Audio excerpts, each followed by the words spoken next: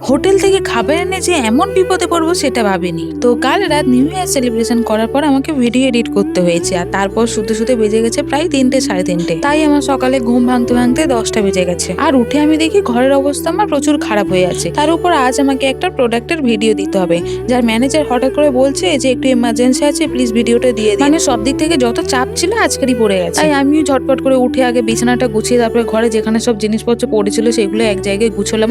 তারপরে চলে গেলাম থালা বাসন মাজতে, যেগুলো কাল থেকে পড়ে আছে। তারপর ঘর ঝাড়ু দিয়ে মুছে স্নান করে পুজো দিয়ে বসে বললাম ভিডিও এডিট করতে।